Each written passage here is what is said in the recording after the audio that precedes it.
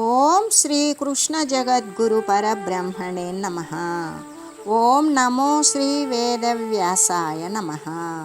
ఓం శ్రీ సద్గురు పూర్ణానంద స్వామినే నమః. ఓం శుక్లాంబరధరం విష్ణుం శశివర్ణం చతుర్భుజం ప్రసన్నవదనం ధ్యాయేత్ సర్వవిఘ్నోపశాంతయే. ఓం వ్యాసాయ విష్ణురూపాయ వ్యాసరూపాయ విష్ణవే నమో వై బ్రహ్మనిధే వాసిష్ఠాయ నమో నమః. ఓం నారాయణం నమస్కృత్య నరం చైవ నరోత్తమం దేవీం సరస్వతీం వ్యాసం తతో జయముదీరయేత్. అయితే ఈ గీతా పఠనం యొక్క అనుసరణము అంటే శ్రవణము కానీ మననము కానీ నిధిధ్యాసనము కానీ దీనిని అనుసరించిన వారి యొక్క అభిప్రాయాలు వారి యొక్క అనుసరించినటువంటి వారి యొక్క అనుభవ సిద్ధిని గురించి మహనీయులు ప్రాశస్త్యమైనటువంటి వారి యొక్క అనుభవాలను గురించి తెలియజేశారు. అయితే సారము లేనటువంటి నిస్సారమైన జగత్ ప్రపంచము నుండి కూడా సారమైనటువంటి శాశ్వతమైన నిత్య నిరతిశయానందమైనటువంటి ఆ పరమపదానికి చేర్చగలిగినటువంటి తెరువు మార్గము ఒకటే గీత, భగవద్గీతను అనుసరించడమే. అటువంటి గీతామాతకు మనమందరము కూడా ఏ విధంగా కృతజ్ఞత తెలియజేసుకోవాలి అంటే గీతను బోధించిన శ్రీకృష్ణ పరమాత్మకు, గీతకు నిమిత్తమాత్రుడైనటువంటి అర్జునునకు, గీతను ఛందోబద్ధం చేసి ప్రకటించినటువంటి శ్రీ వేదవ్యాస మహర్షికి, గీతను లిఖించినటువంటి శ్రీ విఘ్నేశ్వరునికు, అంతేకాదు గీతను ఓం ప్రథమంగా ప్రచారం చేసినటువంటి సంజయునికి, గీత యొక్క తాళపత్రాలను కాలగర్భంలో చెడకుండా కాపాడి లోకానికి ఇచ్చినటువంటి పుణ్యాత్ములకు, గీత యొక్క సూక్ష్మ భావాలను ప్రస్ఫుటం చేస్తూ ఉన్నటువంటి భాష్యకారులకు కూడా, గీతను ఇంటింటికి కూడా వ్యాపింపజేసినటువంటి చేయుచూ ఉన్నటువంటి గీతా ప్రచారకులకు కూడా మన యొక్క హృదయపూర్వకమైనటువంటి కృతజ్ఞతలను తెలియజేస్తూ అంతేకాదు లోకమంతా కూడా వీరందరికీ కూడా శ్రీకృష్ణ పరమాత్మకు, అర్జునునకు, వేదవ్యాస మహర్షికి, విఘ్నేశ్వరునకు, సంజయునకు, పుణ్యాత్ములకు, భాష్యకారులకి, గీతా ప్రచారకులకి అందరికీ కూడా లోకం ఎంతో రుణపడి ఉంది కదా.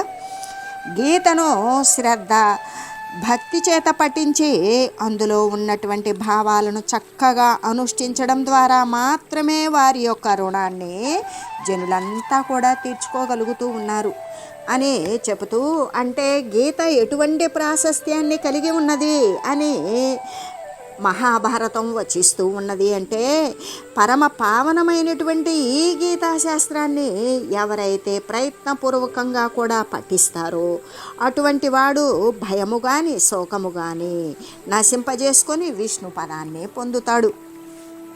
గీతాధ్యయనం చేసేటువంటి వానికి, ప్రాణాయామం చేసేటువంటి వానికి పూర్వజన్మములందు చేయబడినటువంటి పాపాలు ఏవైతే గతంలో చేసుకొని మరి వెంట కొని తెచ్చుకున్నటువంటి పాపాలు ఏవైతే ఉన్నవో అవన్నీ కూడా గీతాధ్యయనం చేసిన ప్రాణాయామాదులు మొదలైనవి సలిపినా కూడా ఇవన్నీ నశించిపోతాయి. అంటే మనం రోజు కూడా నీళ్లతోటి ప్రతిదినము కూడా స్నానం చేస్తాం. దానివల్లనే ఏమవుతుంది, మనుషులకి శరీరము పై ఉన్నటువంటి మురికంతా తొలగిపోతుంది. కానీ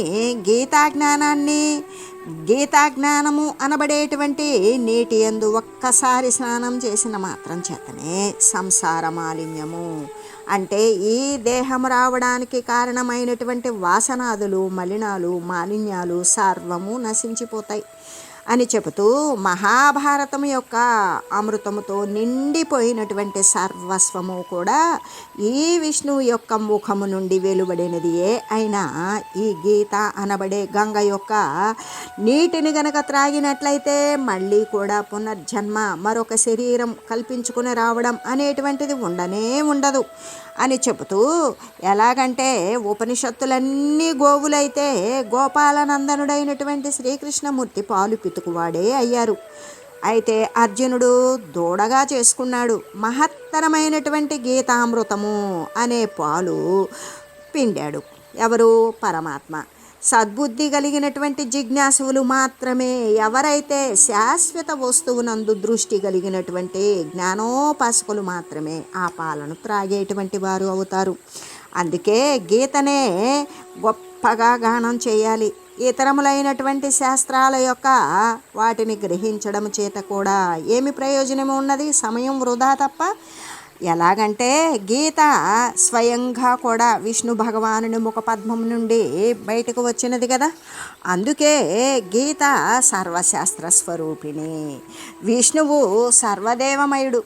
గంగా తీర్థములు కూడా గంగ యందే ఉన్నటువంటి సర్వ తీర్థమయి, సర్వతీర్థాలు నిండిపోయినటువంటి గంగ. మనువు సర్వవేద స్వరూపుడు అని చెబుతూ, అంటే గీత, గంగా, గాయత్రి, గోవిందుడు అనే ఈ 4 కూడా గకారముతో కూడుకుని ఉన్నటువంటి పదాలే కదా. ఈ పదాల యొక్క అర్థాలను ఎవడైతే హృదయమునందు ధరించుకుని ఉంటాడో అటువంటి వానికి ఇంకా పునర్జన్మ అనేటువంటిది ఉండనే ఉండదు. మహాభారతము అనబడే ఈ అమృతము యొక్క సర్వస్వమే గీత. భారతాన్ని మధించి సారమైనటువంటి గీతను వెలికి తీశాడు శ్రీకృష్ణమూర్తి. దానిని అర్జునుని యొక్క ముఖమునందు ప్రవేశపెట్టాడు అని మహాభారతం తెలియజేస్తే, స్కాంద పురాణం నుండి గీత యొక్క ప్రభావాన్ని గురించి ఈ విధంగా తెలియజేస్తూ ఉన్నది. అంటే శ్రీ భగవానుడు చెప్తూ ఉన్నాడు, గీతాసారమైనటువంటి ఈ శాస్త్రము సమస్త శాస్త్రాల ద్వారా కూడా చక్కగా నిశ్చయింపబడిన సిద్ధాంతాలే కలిగి ఉన్నది. దాని యందు వేదశాస్త్రాలు నిశ్చయించినటువంటి బ్రహ్మజ్ఞానము ఏదైతే ఉన్నదో అది విరాజమానమై ఉన్నది. నా చేత చెప్పబడిన, అంటే శ్రీ భగవానుని చేత చెప్పబడినటువంటి ఈ గీతాశాస్త్రము రహస్యములైనటువంటి వేదము యొక్క అర్థములాగానే ప్రతిబింబింపజేస్తూ ఉన్నది. ఎవడైతే దీనిని ప్రయత్నముతో తనదైనటువంటి స్వకీయ ప్రయత్నపూర్వకంగా దీనిని పఠిస్తాడో అతడు శాశ్వతమైనటువంటి విష్ణు పదవినే పొందుతాడు. అంటే విష్ణువు యొక్క ఈ ఉత్తమ మహాత్మ్యము, శ్రీ విష్ణువే శ్రీకృష్ణ పరమాత్మని యొక్క అవతార రూపంలో గీతాశాస్త్రము అనేటువంటిది కదా తెలియజేశారు. ఈ ఉత్తమమైనటువంటి విష్ణువు యొక్క మహాత్మ్యం ఏంటి అంటే గీతాశాస్త్రమే. దానిని చదివే వారి యొక్క, వినేవారి యొక్క కూడా పుణ్యాన్ని అభివృద్ధి చేస్తుంది. చదివేవారికి, పఠించేవారికి పుణ్యం అభివృద్ధి చెందుతుంది. చదువలేనటువంటి వారు, చదువు రానటువంటి వారు శ్రద్ధగా విన్న మాత్రం చేతనే పుణ్యం అనేటువంటిది అభివృద్ధి చెందుతుంది. పాపము నశింపజేస్తుంది, ధన్యము చేస్తుంది, దుఃఖాన్ని గొప్పగా నశింపజేస్తూ ఉన్నది. అయితే 18 పురాణాలు, 9 వ్యాకరణాలు, 4 వేదాలు బాగుగా మదించి వేదవ్యాస మహర్షి భారతాన్ని రచించాడు. అటువంటి మహాభారతాన్ని కూడా మధించి సారమైనటువంటి ఈ గీతను తీసి శ్రీకృష్ణ పరమాత్మ దానిని అర్జునుని యొక్క ముఖమందే ప్రవేశపెట్టాడు అని చెబుతూ, ప్రతిదినము కూడా చేసేటువంటి ఈ యొక్క మామూలు స్నానము చేత మనుజులకు శరీర మాలిన్యం పోగొడుతూ ఉన్నది. కానీ గీత అనేటువంటి జలమందు గనక స్నానం ఒక్కసారి చేసినప్పటికీ కూడా ఈ యొక్క శరీర రాకపోకలకు మూలమైనటువంటి సంసార మాలిన్యం ఏదైతే ఉన్నదో అదంతా తుడిచిపెట్టుకుపోతూ ఉన్నది. అంటే గీత యొక్క వేల రకాల నామాల చేత నిర్మితమైనటువంటి స్తవరాజాన్ని ఎవ్వడు అయితే మనసులో స్మరిస్తూ ఉంటాడో అతడు సాక్షాత్తు నారాయణ స్వరూపుడే అని కదా చెప్పబడుతూ ఉన్నది. గీత సర్వవేద పరిపూర్ణ రూపిణి. సర్వవేదాలు కూడా నిండిపోయినటువంటి ఏ విషయము తెలియవలెనో అది తెలియజేసేటువంటి వేదాంత రూపిణి. మనువు సర్వధర్మమయుడు అంటే సర్వధర్మాలతో కూడా నిండిపోయి ఉన్నది. అందుకే ఇప్పటికీ కూడా మన యొక్క న్యాయవాదము మనులా ప్రకారమే, మనుధర్మశాస్త్ర ప్రకారమే అనువర్తింపబడుతూ ఉన్నది. అలాగనే గంగా సర్వతీర్థ పరిపూర్ణ, సర్వతీర్థాలతో కూడా నిండిపోయినటువంటిది గంగా. విష్ణువు సర్వమేవమయుడు అంటే సర్వదేవతలతో నిండిపోయినటువంటి వాడు శ్రీ విష్ణుమూర్తి.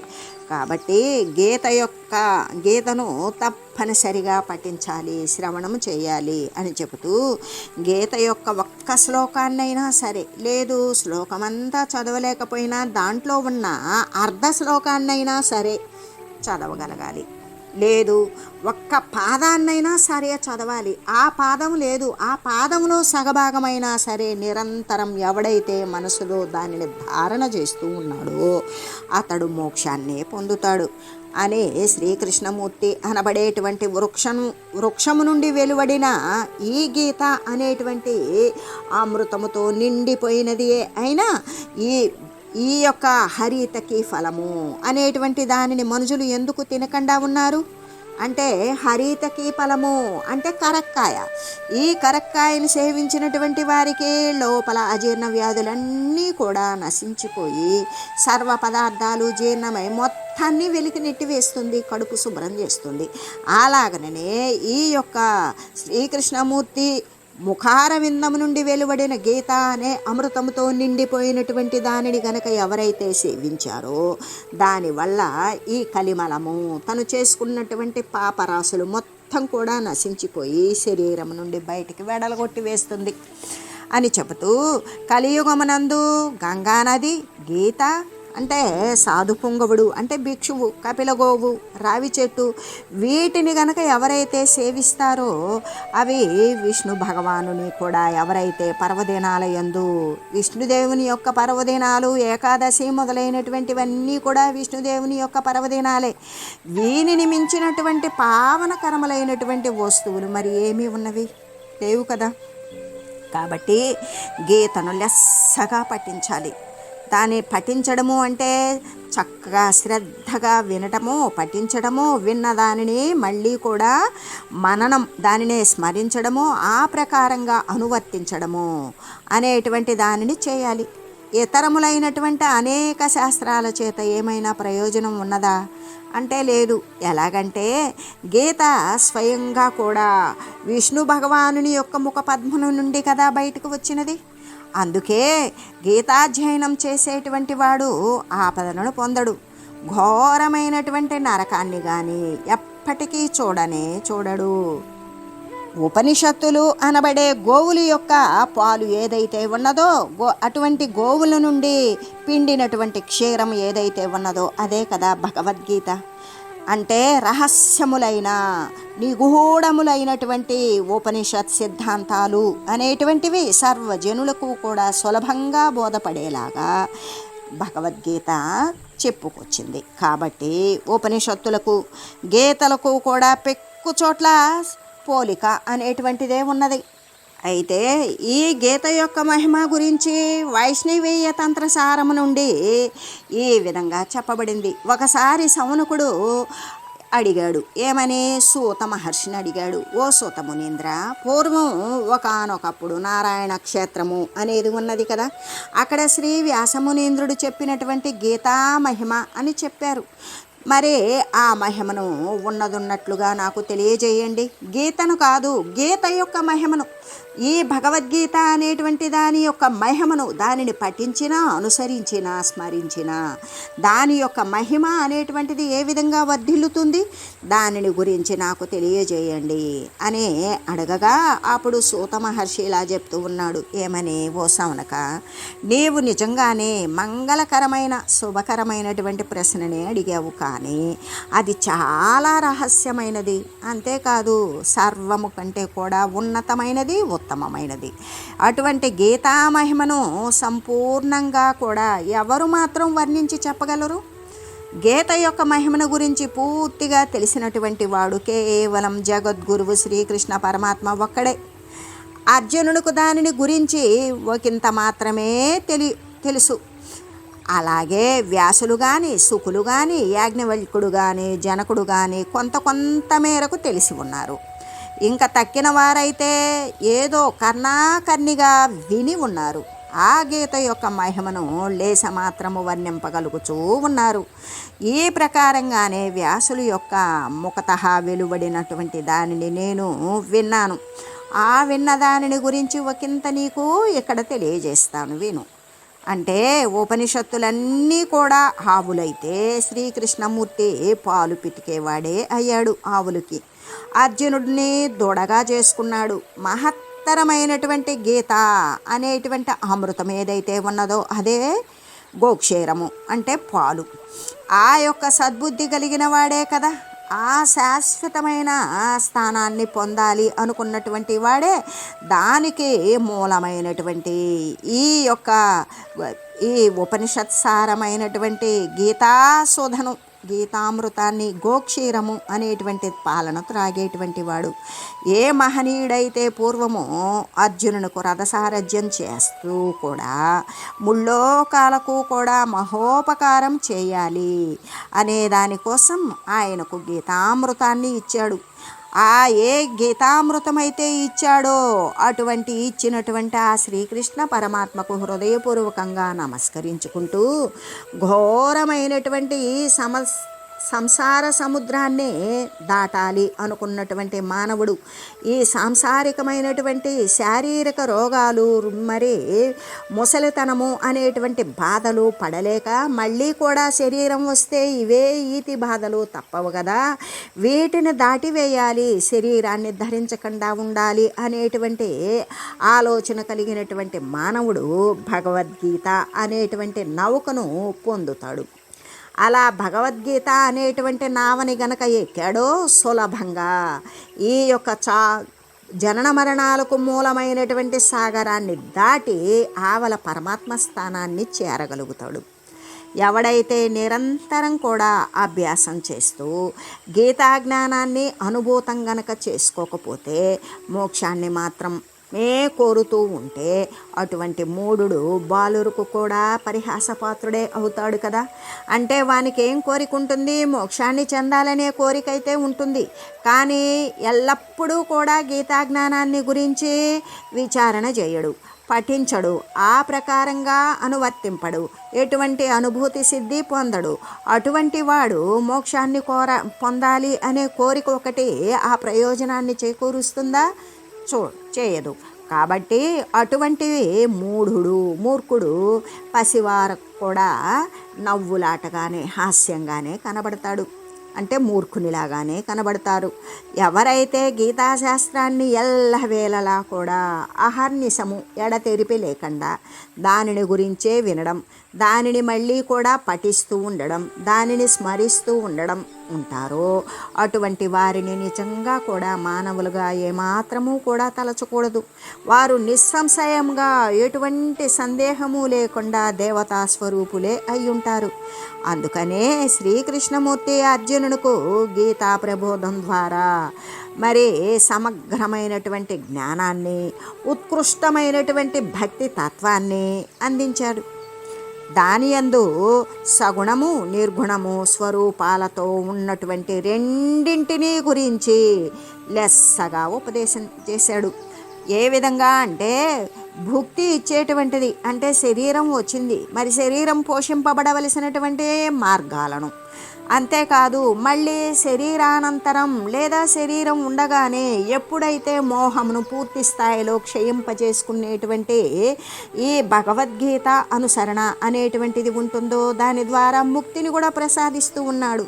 అటువంటి భుక్తి ముక్తిదాయకాలైనటువంటి ఉపదేశాలతో నిండిపోయి మరి సమున్నతములైనటువంటి 18 అధ్యాయాలు అనబడేటువంటి మెట్ల ద్వారా ఏకాఏకిని అర్జున విషాద యోగము నుండి మరి మోక్ష సన్యాస యోగము అనేటువంటిది చెప్పలేదు.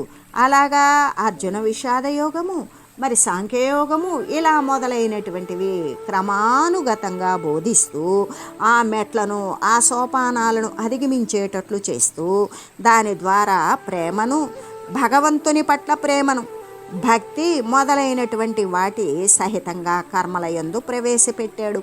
అలాగా క్రమంగా జీవునికి చిత్తశుద్ధిని కలుగుతుంది అని.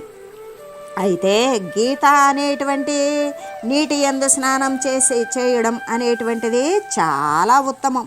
గీత అనేటువంటి జలమందు స్నానం చేయడం చాలా ఉత్తమోత్తమం. ఎలాగంటే అది సంసార మాలిన్యాన్ని నశింపజేసేస్తుంది. అంటే మళ్ళీ దేహోత్పాత పతనాలు అనేటువంటివి జరగవు. కానీ శ్రద్ధారహితునికైతే ఆ కార్యము ఎటువంటిది అంటే గజ స్నానము లాంటిదే అవుతుంది, వ్యర్థమే అవుతూ ఉంది. ఇక్కడ గజ స్నానము అని ఎందుకు చెప్పబడింది అంటే ఏనుగు స్నానం చేస్తుంది. ఏనుగుకి స్నానం చేయించి బయటకు వదిలిన తర్వాత వెంటనే అదేం చేస్తుంది, దాని తొండంతో బయటకు వెళ్ళి దుమ్ముని ఎత్తిన పోసేసుకుంటుంది. అంటే అది శుభ్రపడి కూడా ప్రయోజనరహితంగా చేసుకున్నట్లుగానే ఎవరైతే ఈ గీతా జ్ఞానమునందు గనక స్నానం చేస్తారో అది ఉత్తమమైనది. ఒకవేళ మరి అటువంటి శ్రద్ధ గీత అనేటువంటి జ్ఞానమునందు ఎవరికైతే శ్రద్ధ లేదో అటువంటి వాడు చేసినటువంటి గీతా పఠనము అనేటువంటిది వ్యర్థమే అవుతుంది, ఏనుగు స్నానంలాగా అని చెబుతూ గీతను పఠించడం, ఇతరుల చేత పఠింపజేయడం అనేటువంటివి తెలియనివాడు ఈ మానవ లోకంలో అయితే వ్యర్థ కార్యాలను ఆచరించేటువంటి వాడే అయి ఉంటాడు. అంటే వాడు పఠించాలి, మరి ఇతరులను కూడా ప్రేరణ చేసి పఠింపజేయాలి అని చెబుతూ గీతను గనక తెలుసుకోలేదనుకో వానికంటే కూడా అధముడైనటువంటి వాడు మరి ఒకడు ఉండనే ఉండడు. అటువంటి వాని యొక్క మానవ శరీరానికి, విజ్ఞానానికి, కులశీలాలకు కూడా వాడు ఎంత అందమైన శరీరాన్ని ధరించిన, మరి ఎంత విజ్ఞానాన్ని సంపాదించిన, ఎంత మంచి కులంలో ఎంత గొప్ప గొప్ప గుణాలు కలిగి ఉన్నా కూడా వానిదంతా కూడా ప్రయోజనం లేకుండానే పోతుంది గీతను తెలుసుకోకపోతే అని చెబుతూ గీతార్థాన్ని తెలుసుకొని వానికంటే కూడా అల్పుడైనటువంటి వాడు మరి ఒకడు ఉండడు. అంటే వాడే దిగజారిన వాడు, నీచుడు. అటువంటి వాని సుందరమైనటువంటి శరీరమే అయినా మరి వానికి మంచి గుణాలే కలిగి ఉన్నా, గొప్ప వైభవాలే ఉన్నా, గృహస్థాశ్రమమునందే ఉన్నా, ఎన్ని సుఖాలు పొందుతూ ఉన్నా ఎన్ని ప్రయోజనరహితాలే. అవేవి కూడా వాని యొక్క శరీర సంసార అవస్థలు అనేవి, అజ్ఞాన అవస్థలు అనేవి రూపుమాపలేవు. కాబట్టి గీతాశాస్త్రాన్ని తెలియని వాని కంటే కూడా నీచుడగు మనుజుడు మరి ఒకడు ఉండడు కదా. అటువంటి వాని ప్రారబ్ధానికి, ప్రతిష్టకు వాడు ఎన్ని గౌరవాలు పొందినా, పూజింపదగినటువంటి స్థానంలో ఉన్నా, ఎన్ని కీర్తి ప్రతిష్టలు కలిగి ఉన్నా కూడా వానికి అవన్నీ కూడా వృధానే అని తెలియజేస్తూ గీతాశాస్త్రమును గనక బుద్ధి ఇష్టం లేనటువంటి వానికి మనం ఇప్పటిదాకా చెప్పుకున్నటువంటి సమస్తము కూడా నిష్ఫలాలే అని కదా చెప్పబడుతూ ఉన్నది.